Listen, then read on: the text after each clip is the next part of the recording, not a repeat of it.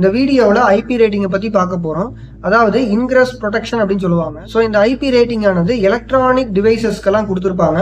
இப்போ உங்களோட mobile model இருந்துச்சு அப்படின்னா அந்த மாடலை நீங்கள் நெட்டில் சர்ச் பண்ணீங்க அப்படின்னா கண்டிப்பாக உங்களோட மொபைலுக்கான ஐபி ரேட்டிங் வந்து கொடுத்துருப்பாங்க. இந்த ஐபி ரேட்டிங்கில் எப்படி மென்ஷன் பண்ணுவாங்க அப்படின்னா IP56 அந்த மாதிரி எல்லாம் மென்ஷன் பண்ணுவாங்க. இந்த இன்கிரஸ் ப்ரொடெக்ஷன் அதாவது ஐபி ரேட்டிங் அப்படிங்கிறது சாலிட் அண்டு வாட்டர் பார்ட்டிகல்ஸ்னால ஏதாவது ப்ரொடெக்ஷன் கொடுத்துருந்தாங்க அப்படின்னா அதை வந்து மென்ஷன் பண்ணியிருப்பாங்க.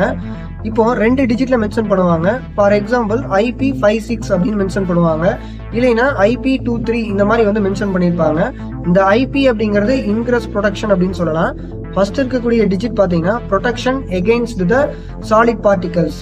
ரெண்டாவது டிஜிட் என்ன மென்ஷன் பண்ணுது அப்படின்னு கேட்டீங்கன்னா protection against the water particles அப்படின்னு சொல்லலாம். ஸோ ஃபர்ஸ்ட் டிஜிட் பார்த்தீங்கன்னா 0லேருந்து 6 வரைக்கும் ரேட்டிங் கொடுத்துருக்காங்க.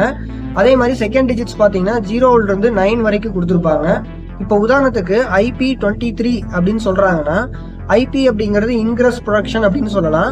2 அப்படிங்கிறது பார்த்தீங்கன்னா protection against object larger than 12 millimetre அப்படின்னு சொல்லுவாங்க. 12 மில்லிமீட்டர்லேருந்து 50 மில்லிமீட்டர் வரைக்கும் இருக்கக்கூடிய ஆப்ஜெக்ட்ஸ்னால ஏதாவது பாதிப்பு இருந்துச்சு அப்படின்னா அதை வந்து உங்களோட டிவைஸ் ப்ரொடெக்ட் பண்ணும் அப்படிங்கிறத அர்த்தம்.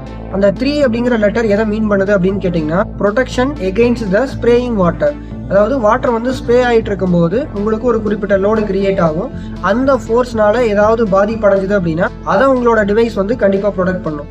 ஸோ இதுதான் வந்து ஐபி ரேட்டிங் அப்படிங்கிறது. ஸோ உங்களோட மொபைலுக்கு ஐபி ரேட்டிங் என்ன கொடுத்துருக்காங்க அப்படிங்கிறத உடனே செக் பண்ணி பாருங்க.